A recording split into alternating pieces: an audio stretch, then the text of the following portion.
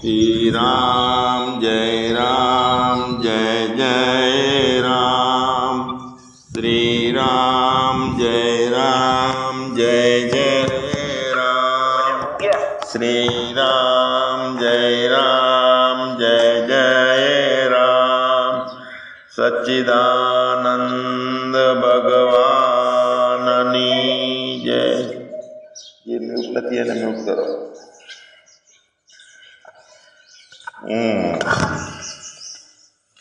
આજે કાલે સત્સંગ આપણે લીધો હતો,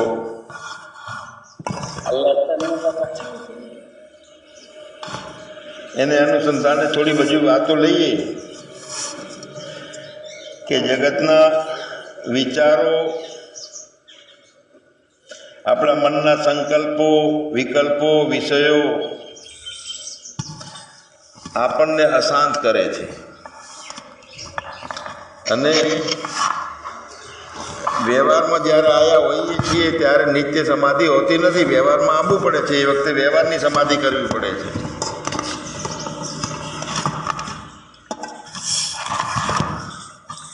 તો ભગવાન વ્યવહારની સમાધિ કહેવાય નહીં, એ શબ્દો યથાર્થ નથી.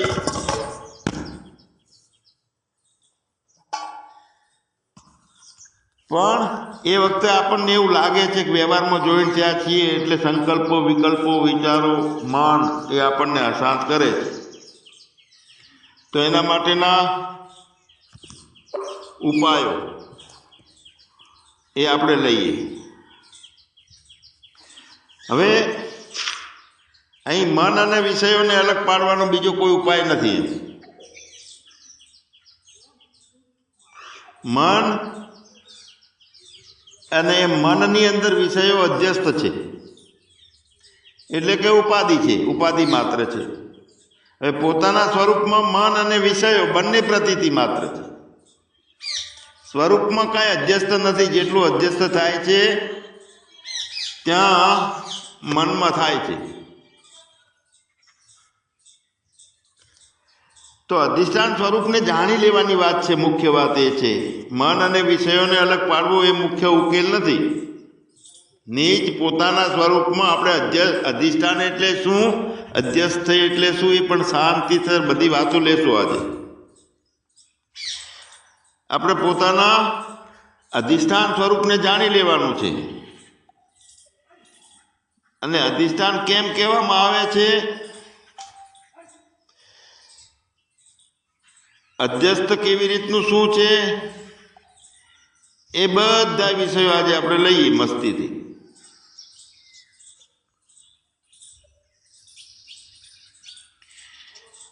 તો ભગવાન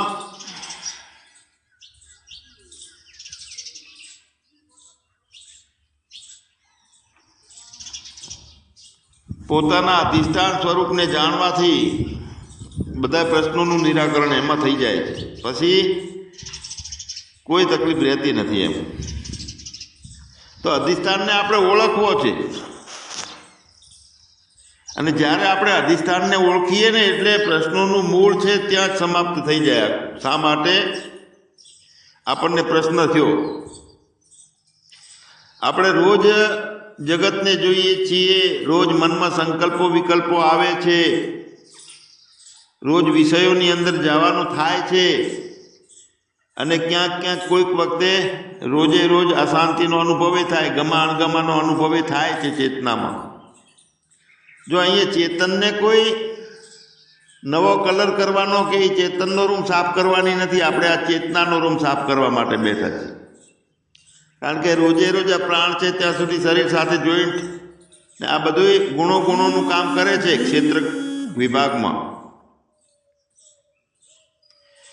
હવે આપણે કહીએ છીએ કે આ હું છું, આ મારું છે, આ સુખ છે, આ દુઃખ છે, મને આ જોઈએ છે, હજી ઈચ્છાઓ ખૂબ છે, હજીનો હડકવા મળતો નથી, અથવા તો આ મને હવે જોતું નથી.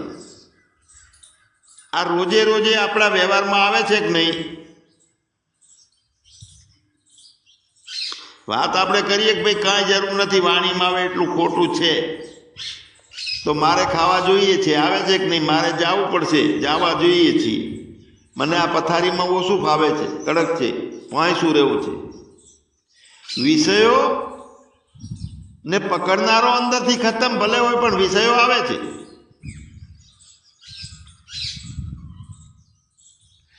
હવે આ વેદાંત દ્વારા આપણે એકદમ મૂળમાં આપણને આ વિષયો લઈ જાય છે. મને જોઈએ છે, મને નથી જોતું, આ સુખ છે, આ દુઃખ છે, આ મારું છે, આ હું છું.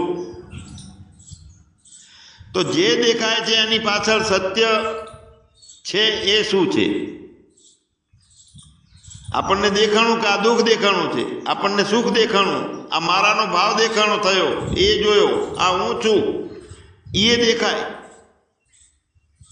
આ મને જોઈએ છે, આ બધું જે દેખાય છે એની પાછળ જે સત્ય શું છે? તો એનો આ જવાબ એટલે એ અધિષ્ઠાનનું જ્ઞાન. એની પાછળ છેલ્લે સત્ય આ છે. અંધારામાં એક દોરડું પડ્યું છે અને કોઈ વ્યક્તિએ એને સાપ માની લીધો, તો સાપ જોયો એટલે ભય થયો. હવે સાપ જોયો છે એટલે બીક લાગે છે ને ભયની નાબૂદી કરવી છે, એટલે સાપને ભગાડવા માટેનો પ્રયત્ન કરે, લાકડી લાવે અથવા કોઈ મંત્ર બોલે અથવા કોઈ અજવાળું કરે, લાવો લાવો બત્તી, સાપને ઝડપી કાઢીએ.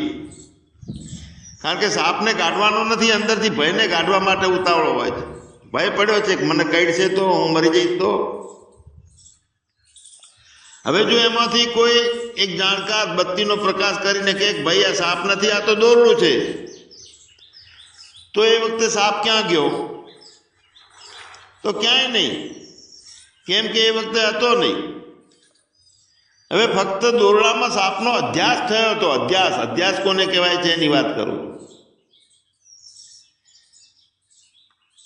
આપણે હા દોરડું છે એમ કરીને રાજી થઈ જઈએ કે હવે બીક નથી,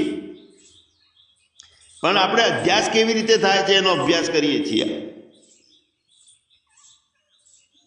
સાપ હતો નહીં, સાપ ક્યાંય ગયો નથી, સમજી લીધું દોરડું છે એટલે સાપ આવ્યો નતો. પણ આવ્યું તું શું કે પોતાની બુદ્ધિની ડબીમાં, પોતાના મનમાં એક અધ્યાસ થઈ ગયો તો કે એ સાપ આવ્યો, બાપા ભાગો. તો હતું એ દોરડું. તો કોના કારણે અધ્યાસ થયો? દોરડાના કારણે થયો. તો દોરડું અધિષ્ઠાન થયું અને દોરડામાં સાપનો અધ્યાસ થઈ ગયો. કેમ કે અંધારું હતું એટલા માટે.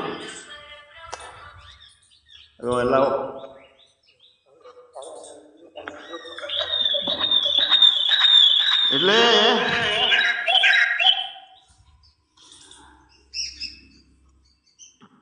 પ્રતીતિ હતી, દોરડું હતું એ અધિષ્ઠાન હતું. મારો અવાજ આવે છે. એ પણ બીજું ગ્રુપ ચાલુ છે, તમે આ ગ્રુપના અધ્યાસમાંથી નીકળી જાઓ પેલા. હવે આપણે જે કંઈ જોઈએ છીએ એમાં આપણને પોતપોતાના નામ અને રૂપ દેખાય છે.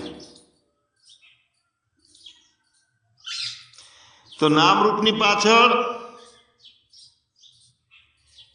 એક શું જોવાનું છે? તો અધિષ્ઠાનને જોવાનું છે. અધિષ્ઠાન કોણ છે? તો ચૈતન્ય, આત્મા. જેને નામરૂપ જણાય છે, જેનામાં નામરૂપ દેખાય છે, જેના પ્રકાશથી નામરૂપ અનુભવાય છે, તો એ નામરૂપની પાછળ એક ચૈતન્યનું અધિષ્ઠાન છે. કેવી રીતે? સોનામાંથી વીંટી, કંકણ, ચેન, હાર, દોરો, આ બધા નામરૂપ દેખાય છે સોનામાંથી, પણ મૂળ તત્વ સોનું આપણે જોઈએ છીએ તો એની અંદર શું છે કે વીંટીનું નામ બદલાય, કંકણનું નામ બદલાય, રૂપ બદલાય, પણ સોનાનું તત્વ એમનું એમ રહે છે. એટલે નામ બદલાય, રૂપ બદલાય, પરિસ્થિતિ બદલાય, અનુભવ બદલાય, પણ ચૈતન્ય આ બધાને જે પ્રકાશિત કરે છે એવો હું જે છે એ આત્મા છે એ બદલાતો નથી. હવે હું સુધી આપણી દ્રષ્ટિ પહોંચતી નથી,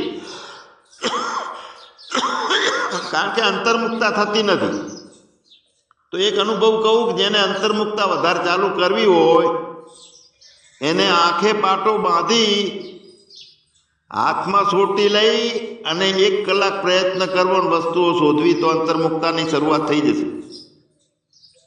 આંખ વગર વસ્તુ શોધવાની, બાથરૂમ જવાનું, રસોડામાં જવાનું, પાણી પી આવવાનું, અને એ વખતે ખબર રાખો કે આંખ જોવે છે કે હું છું ત્યાં. નામ અરે ઇન્દ્રિયો અને દેહનું તાદાત્મ્ય છે, એનાથી જ આ બધું થાય છે. એ ભ્રાંતિમાંથી આપણે બહાર નીકળતા નથી. એટલે આ કહું છું, રોજ 1 કલાક, 5 કલાક, અડધો કલાક આંખે પાટા બાંધી અને જોવાવાળાને જુઓ તો દેખાશે. જેનાથી જોતા હતા, આંખથી જોતા હતા, એ ભ્રાંતિ કાઢી નાખો. દેખાય છે એનું તાદાત્મ્ય સ્થૂળ શરીરનું દૂર થઈ જશે. આંખ ઉપર પાટા હશે એટલે સાક્ષી ભાષ્ય બધું થઈ જશે.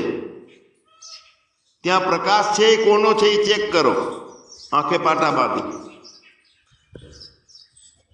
મેઇન વાત શું છે કે અંતર્મુખ થવાનું કારણ એ છે કે જોવાવાળાને જોવો છે આપણે. હવે એની અંદર આપણને ઉપાધિ જ નડે છે. એ ઉપાધિ દૂર કરવા માટેના આ બધી યુક્તિઓ છે.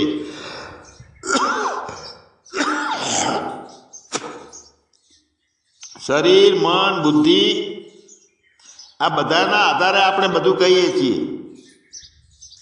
આપણે હજુ સુધી એવું મગજમાં બેહતું નથી કે મારા આધારે બધું છે. હું પુરુષ છું અથવા સ્ત્રી છે, સ્ત્રી છું, હું સુખી છું, હું દુઃખી છું, જ્ઞાની છું, અજ્ઞાની છું, આવી બધી ઓળખાણ આપણી અંદર જે ઘાલેલી છે ને એ ઉપાધિના આધારે ઘાલેલી છે. હવે ઉપાધિ છૂટી કરવાની બધી.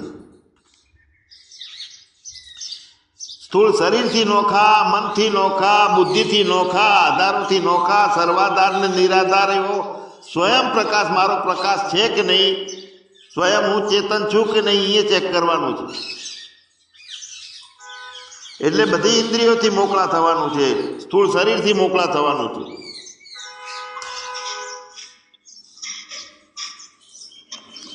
આમ દૂર કરજો કોક. એટલે ચોખ્ખે ચોખ્ખો શુદ્ધ સ્ફટિક ની બાજુમાં લાલ ફૂલ રાખીએ છીએ તો સ્ફટિક લાલ દેખાય છે. તો આપણી સજગતામાં આપણને ખ્યાલ આવશે. સ્ફટિક ખરેખર લાલ થયો નથી. લાલપણું છે એ ફૂલનું છે, સ્ફટિકમાં એની પ્રતીતિ છે. તો જે નોખું જગત દેખાય છે, એ નોખાપણું જે છે એ પ્રતીતિ છે. પણ કોનામાં છે? અહંકાર સાથે અંતઃકરણ અને જીવમાં છે. પ્રતીતિ બધી જીવમાં છે. હવે જીવ હોઈએ છીએ ત્યારે માનીએ છીએ કે આ બધું સાચું છે. તો એ આપણને લાગવું જોઈએ કે જીવ ભાવમાં પ્રતીતિ જ છે, પણ એ વખતે જીવ નથી એટલે એ સાક્ષી છે. આપણને મનમાં દુઃખ હોય ત્યારે આપણે કહીએ છીએ કે હું દુઃખી છું. તો દુઃખ છે એ મનની સ્થિતિ છે કે મારી છે? તો જાણનાર જાણી લેશે જ્યારે અભ્યાસ થઈ ગયો હશે ને કે ફક્ત હું અધિષ્ઠાન છું અને મારો પ્રકાશ છે અને મારા પ્રકાશમાં આ બધી રમતો ચાલે છે. જેમ સિનેમાના પડદા ઉપર બધું સિનેમા ચાલતું હોય એવી રીતે. તો દુઃખ છે એ મનની સ્થિતિ છે, એને જાણનાર ચેતન છે એ અધિષ્ઠાન છે. અને ભેદ સમજવો એ વિવેક છે. ઘણી વખત આપણે કહીએ છીએ કે મારે વિષયોથી અલગ થવું છે, મારે મનથી નોખું થવું છે, મારે શરીરથી નોખું થવું છે. તો અહીંયા આપણી પોતાની સમજ છે તે આપણને ઊંડે સુધી લઈ જાય. ફક્ત વિષયોથી ભાગી જવાની આપણે વાત કરીએ છીએ. પૈસાથી નોખું થવું છે, આવડું મોટું ઘરથી મારે નીકળી જવું છે, એકાંતમાં જતું રહેવું છે,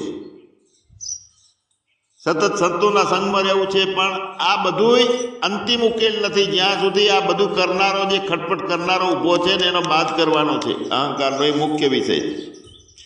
તો જવું છે તો અંદર ભાવ એક હોય છે કે અહંકારને મોળો કરીએ તો શાંતિ મળે છે, ખટપટ મટે છે, એટલે જવું છે, આનંદની પ્રાપ્તિ માટે જવું છે.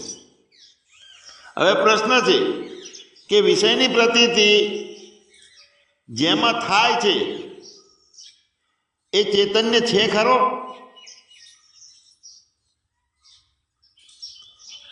તો વિષય આવે છે તે આપણને જણાય છે, વિષય જાય છે તોય જણાય છે, વિચારો આવે છે તોય જણાય છે, વિચારો જાય છે તોય જણાય છે, સુખ આવે છે દુઃખ આવે છે બધું જણાય છે. તો બધાની પાછળ સતત કોણ છે? સતતમ કોણ છે? તો જાણનાર ચૈતન્ય છે અને અધિષ્ઠાન સ્વરૂપ છે. હવે સતત ફક્ત ને ફક્ત સાક્ષી તરીકે આવે છે. સુખ દુઃખ વિચારો આ બધાને જોતો રહે છે એટલે એ અધિષ્ઠાન છે પોતે ચૈતન્ય, અને ભેગો પડી જાય છે એટલે જીવાત્મા. તો સતત અલિપ્ત રહેવું, અનુભવીએ નહીં બનવાનું. પોતે અનુભવ માત્ર છે ને પોતાના પ્રકાશમાં બધી આ પ્રતીતિની રમતો ચાલુ છે.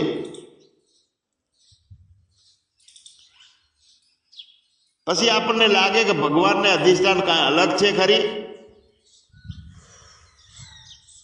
પણ આપણે ક્યાંક ક્યાંક એવી રીતના સંસ્કારો આવી જતા હોય છે, ભગવાનને ક્યાંક દૂર આપણે માનતા હોઈએ છીએ. તો ભગવાન ત્યાં છે અને હું અહીં છું એવું લાગતું હોય. હજુ બાકી રહી ગયું છે અમારે જ્ઞાન. પણ જો ભગવાનને બધાનું અધિષ્ઠાન કહીએ તો એમાં મારું અધિષ્ઠાન આવી ગયું કે નહીં? તો બધાનું અધિષ્ઠાન મારાથી બહાર કેવી રીતે હોઈ શકે? મારાથી નોખું કેવી રીતે હોઈ શકે? તો જે સત્તા છે પરમાર્થ રૂપે છે, બધાને પ્રકાશિત કરનાર છે, તે ચૈતન્ય છે. અને એ જ ચૈતન્ય આપણા અનુભવમાં હાજરા હાજર છે. પણ એ અનુભવમાં આપણે જગતને સત્ય માનીનું ના હોય, કેવી રીતે પંચમહાભૂતોથી, દેશકાળથી, અંતઃકરણથી અને માયાથી આ બધું ખટપટ ઊભી થયેલી છે અને આપણે વેદાંત દ્વારા અનુભવી હોય ત્યારે વિવેક ઊભો થાય છે અને પછી વૈરાગ ચાલુ થાય. આ બધું આપણે રીતસરનો અભ્યાસ કર્યો હોય, જ્યાં સુધી અમે પહોંચી ગયા છીએ પરોક્ષ જ્ઞાનમાં આચાર્ય બની જઈએ, કોઈ પ્રશ્ન ખરાખરીનો આવે તો પરસેવો છૂટી જાય. પછી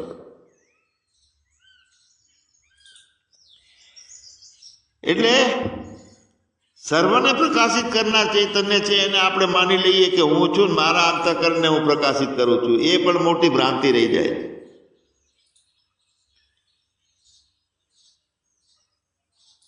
મારી ચેતનાને મારા જીવ ભાવ હતો એને કાઢવામાં સાક્ષી તરીકે ચૈતન્ય બધાને પ્રકાશિત કરતો હતો. અજ્ઞાનને પ્રકાશિત કરે છે અને જ્ઞાનને પ્રકાશિત કરે છે. જીવપણાને પ્રકાશિત કરે છે અને સાક્ષી પોતે છે. એટલે મર્યાદિત વ્યક્તિ નથી, વ્યાપક છે તે સત્તા. તો ભગવાન બધાનું કારણ છે, બધાનો આધાર છે અને બધાનો અધિષ્ઠાન છે એવું આપણને જેમ છે એમ સમજાય. અને પોતાના સ્વરૂપનું ચૈતન્ય પણ એ જ પરમ ચૈતન્ય છે. એટલે આપણે અહીંયા કહીએ છીએ કે હું ભગવાન છું, એવી કોઈ અહંકાર ભર્યો અનુભવ કે અહંકાર ભરેલી કોઈ કલ્પના કરવાની નથી. અંદર કલ્પના નહીં ચાલુ થવી જોઈએ. કાંઈ મેં જાણી લીધું એ કલ્પના, હું ભગવાન છું એ કલ્પના, બીજો ખરાબ છે એ કલ્પના. તો કલ્પનાઓ છે એ બધી જલ્પનાઓ છે. જલ્પનાઓ એટલે સપના. ઉપાધિરૂપ જે શરીર, મન અને સ્વરૂપ જે છે, ઉપાધિરૂપ જીવાત્મા, જેને જેને બધી ઉપાધિઓ પકડી છે, એ અને ચેતન મારું જેમ છે મવું બંને વચ્ચેનો ભેદ અંદર સમજી લેવાનો છે. હું ઘડો છું, ઘડો એમ કે, તો બીજો એમ કે છે કે હું વાસણ છું, ત્રીજો એમ કે છે કે હું દીવો છું. નામ રૂપ બધા જુદા જુદા છે અને દરેકમાં એક નોખો નોખો અહંકાર બન્યો છે. આપણે વ્યક્તિઓની વાત લઉં છું. હવે બધાની તપાસ કરો. દીવો છું એ વાસણમાં દીવો છે, એ વાસણ છે એ માટીમાં છે, એ પાણી છે એ વાસણમાં છે ને વાસણ છે એ માટીમાં છે. સમજી લો. અહીંયા એ પ્રશ્ન નથી કે પિત્તળનો હોઈ શકે, એ તો આ સમજવાની વાત છે. હવે તપાસ એ કરવાની કે મૂળમાં શું છે. ઘડો તૂટે તો બાકી માટી રહે છે, નામ બદલાય તો પણ આધાર રહે છે. તો નામ રૂપની આ દુનિયામાં બધા ફેરફારો ચાલે છે નામરૂપની આ દુનિયામાં, પણ પોતાના અંદર કોઈ ફેરફાર નથી. અધિષ્ઠાન ચૈતન્ય છે, એમાં કોઈ ફેરફાર નથી. નામરૂપ નથી કે નામરૂપની બનેલી દુનિયા નથી. કોઈ શબ્દો નથી, કોઈ ઇન્દ્રિયો નથી.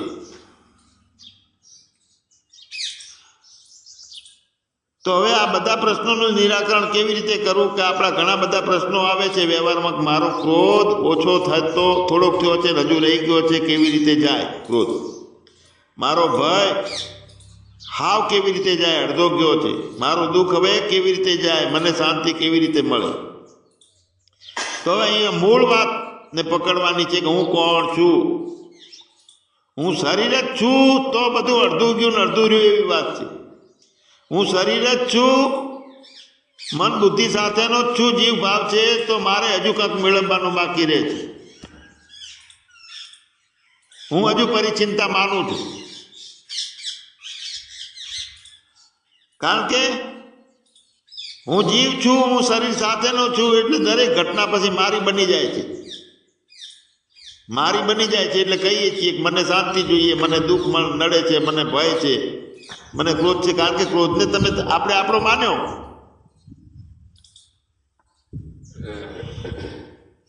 તો જો હું મન જ છું તો મનની દરેક સ્થિતિ મારી બની જાય છે. પણ જો આ બધાનો અધિષ્ઠાન ચેતન છું તો ઉપાધિમાં જે કાંઈ ફેરફારો છે, બધા ફેરફારોને જેમ ટીવીના પડદાના રૂપમાં, સ્ક્રીનના રૂપમાં ઉપર આવતા જતા ચિત્રો નખા છે, સ્ક્રીન કશું, એટલે અસંગી ભાવમાં, સાક્ષીના ભાવમાં, યોગ્ય દ્રષ્ટિથી બધી ઉપાધિમાં થતા ફેરફારોને જોઈ શકાય. ઉપાધિમાં થતા ફેરફારો પ્રતીતિ દેખાય છે, એ ઉપાધિમાં દેખાય. એટલે મૂળ જ્ઞાનની અનેક ગૂંચવણો જે છે, અસલ જ્ઞાનની વચ્ચે જેટલી ગૂંચવણો આવે છે, એનો આધાર જે છે ને એ તૂટી જવો જોઈએ. પ્રશ્નો કોને થાય છે? તો મૂળમાં જાઓ. આધાર પડ્યો છે એટલે પ્રશ્ન થાય છે. શું આધાર પડ્યો છે? થોડુંક કાંક ખૂટે છે, અથવા જગતને હું પ્રશ્ન કરું તો બતાવું છે, તો જગત આવ્યું તો આવે. આ રમતની રીતે બધું લાવવાનું છે, પણ પોતાનામાં કશું નથી.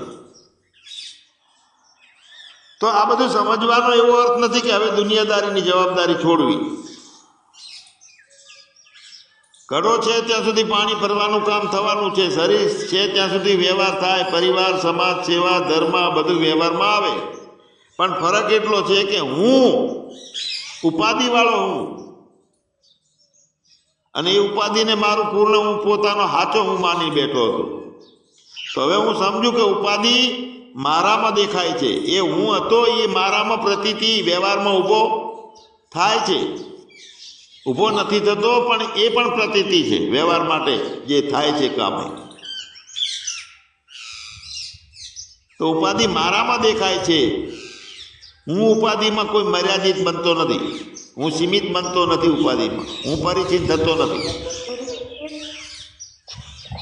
તો આ એક મુક્તિની દશા છે.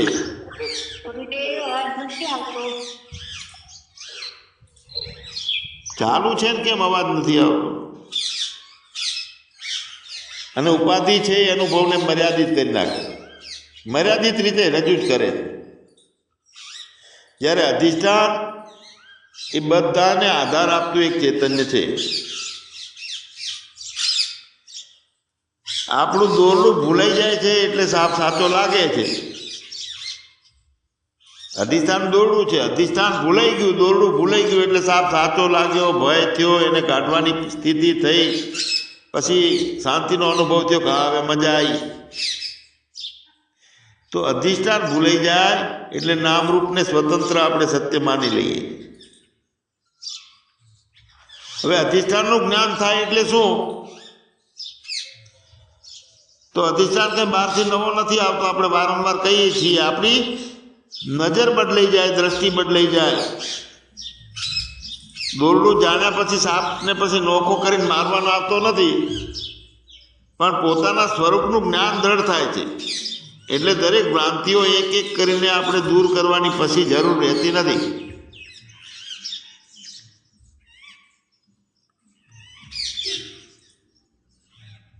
આપણે દરેક પોતાને પૂછીએ શાંતિથી કે જે શરીરને હું જાણું છું તે હું છું કે તે એનો જ્ઞાતા છે?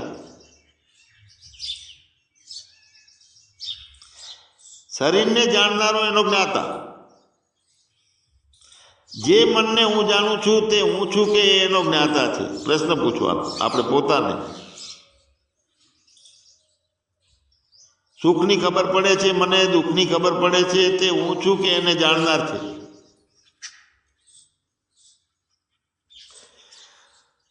તો આ બધાની પ્રતીતિ જે થાય છે એ એકમાં થાય છે, એક ચૈતન્યમાં, એક અધિષ્ઠાનમાં. મારા અધિષ્ઠાનમાં નહીં, મારા ચૈતન્યમાં નહીં, એક જ ચૈતન્યમાં બધાની પ્રતીતિ થાય છે. આ વાત સમજવાની ખાસ. મારા ચેતન, હું અધિષ્ઠાન છું, મારામાં પ્રતીતિ થાય છે ને એમ નથી. એક ચૈતન્યમાં અને એક અધિષ્ઠાનમાં બધી પ્રતીતિ થાય છે.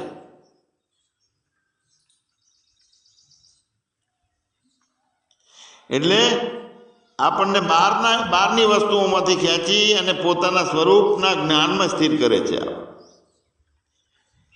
તો એવા અધિષ્ઠાનને જાણો. અધ્યસ્થની જે ગૂંચવણો છે એ પોતાની જગ્યા ઓટોમેટિક છોડી દે છે.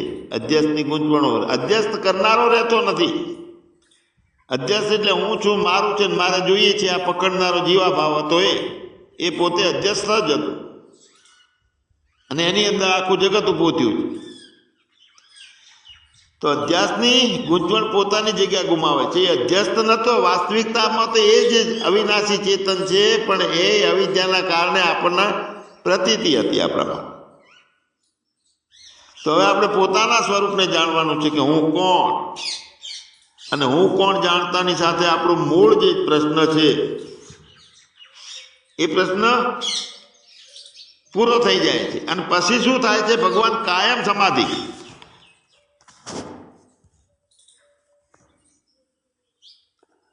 જીવ અને જગત એ શું થયું? એક જ વસ્તુના બે નામ છે.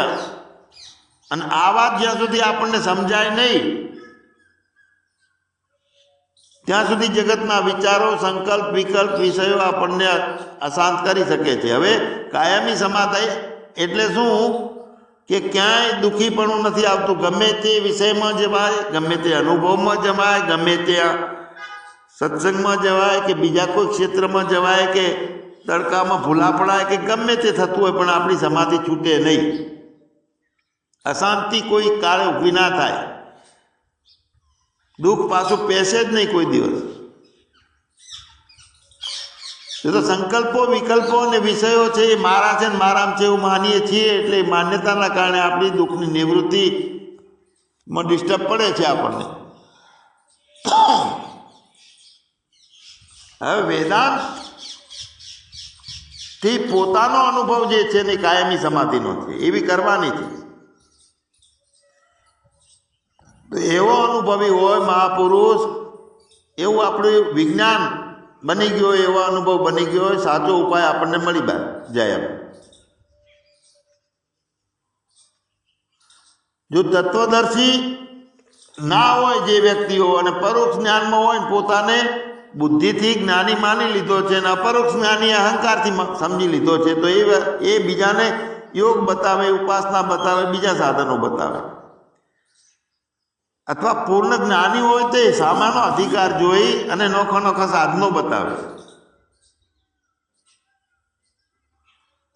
ધ્યાન કરવાની, ધારણા કરવાની, સમાધિ, આ બધી થોડા કાળ પૂરતી રહે.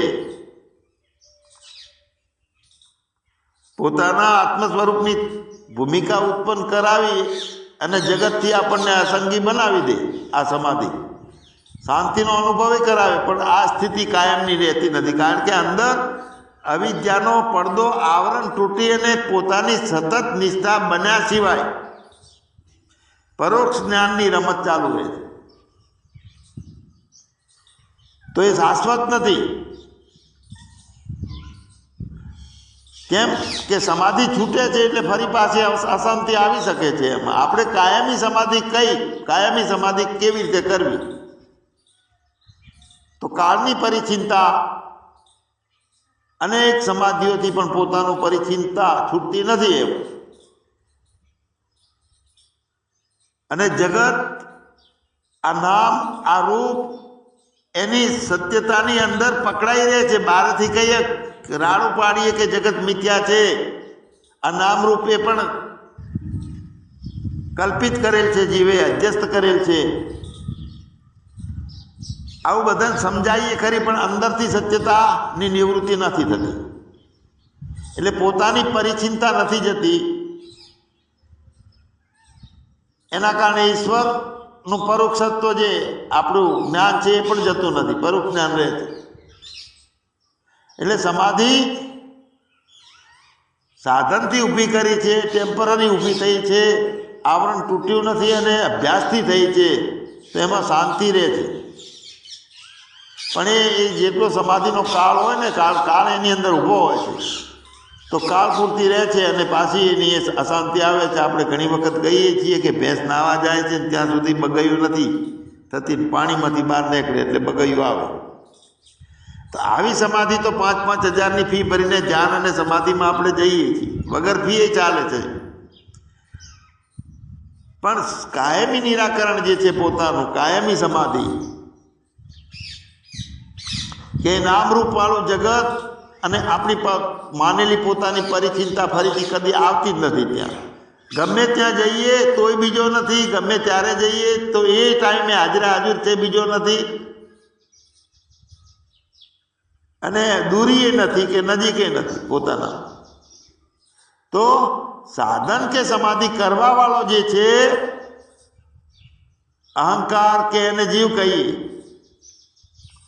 તો એ પણ એક જગતના ભાગમાં જ આવી ગયો. જગત જેમ નામરૂપવાળી સૃષ્ટિ છે, એમ સાધન કરવા વાળો જે છે અહંકાર જીવાત્મા, એ પણ એક જગતનો ભાગ જ છે, જગત જ છે એ પણ.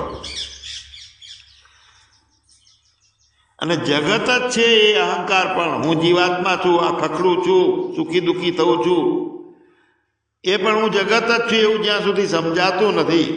અને જીવ જગતને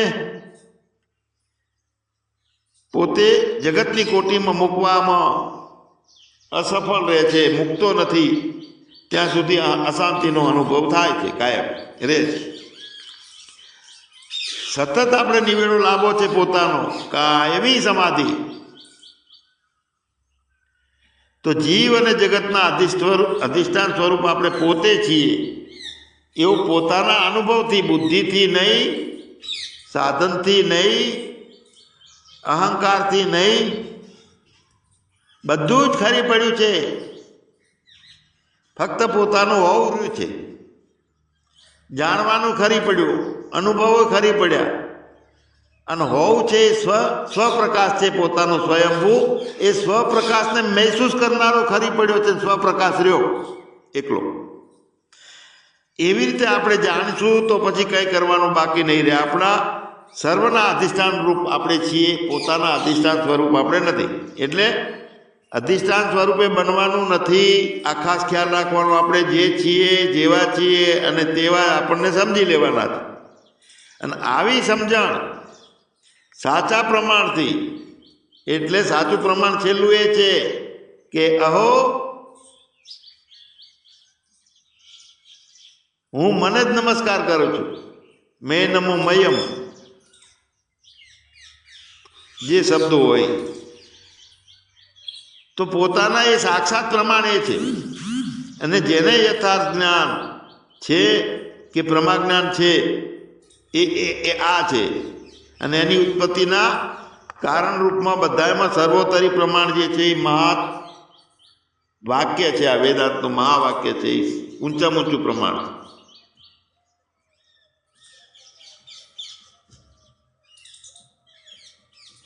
શ્રદ્ધાથી સ્વીકારી લીધું છે ત્યારે પ્રમાણ જે છે એ અનુભવમાં આવી જાય. મેં એક ભાઈને કીધું કે તમારે દોડવાની જરૂર નથી, તમારે મોટું હવે જ્ઞાન કરવાની જરૂર નથી, તમે એ જ છો. ત્યારથી એમની ખટપટ ઘણી બધી મટી ગઈ. તો ખાલી ખાલી નથી કીધું, કોઈ બીજું નથી અને જાણનાર સિવાય બીજો કોઈ નથી. પણ એક શ્રદ્ધા થઈ ગઈ કે મારે હવે મારામાં ક્યાં ખટપટ રહી છે. એટલે આપણા વાસ્તવિક સ્વરૂપ તરફ આપણને વાક્ય છે એ લક્ષિત કરે છે. આ લક્ષ જો લક્ષમાં આવી જાય તો પછી પ્રમાણો બધા છૂટી જાય છે, પ્રમાણો ત્યાં રહેતા નથી. પણ આવા શબ્દોનું શ્રવણ કરાવનાર કોઈ હોય, એના ઉપર શ્રદ્ધા હોય અને એ શ્રવણ કરનારની પરિપૂર્ણ અધિકાર હોય, એનો પૂર્ણ મુમુક્ષા જાગ્રત હોય, તલપ હોય, રોવાનું ચાલુ હોય પરમાત્માની પ્રાપ્તિ વગર, અને એ વખતે શબ્દ મળે છે ને તો બાણની જેમ પેઈ ગયા અંદર, લક્ષમાં લક્ષિત કરાવી દે આપણને. તો આવી ક્યારે થઈ શકે? તો લાંબો ટૂંકો સમય થાય, પ્રારબ્ધને આધીન જે થતું હોય એ થવા દેવાનું. સાચા સિદ્ધાંતો કે મહાપુરુષ આપણો પૂર્ણ મુમુક્ષા સાથેનો અને પૂર્ણ શ્રદ્ધા સાથેનો, જ્યાં બેઠા હોઈએ, જેની સાથે હોઈએ ત્યાં બધાનો અધિષ્ઠાન એક છે ને એની સાથે બેઠા છીએ. એ પ્રમાણે જે પછી કાળ વીતે, કાળ લાંબો ટૂંકો થાય પણ કામ થઈ શકે છે અને થાય જ છે. ભગવાને પણ કીધું છે કે બહુ નામ જન્મ નામંતમ, કેટલા જન્મો, તો એ વખતે મુમુક્ષુ નહીં હોય, આગળના જન્મમાં હશે પણ ના થયું હોય તો બહુ નામ જન્મ નામંતે જ્ઞાનવાન મામ પ્રપદ્યતે.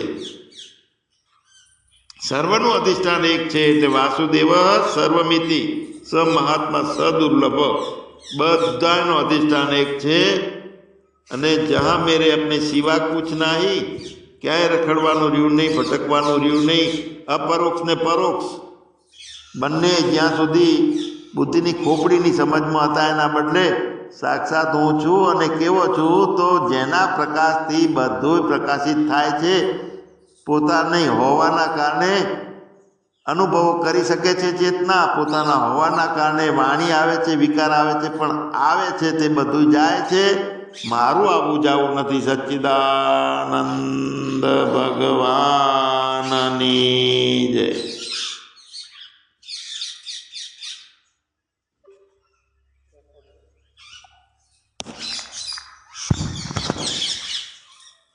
હા ભગવાન, બોલો બોલો. આપણી જ્ઞાન સભા ચાલુ.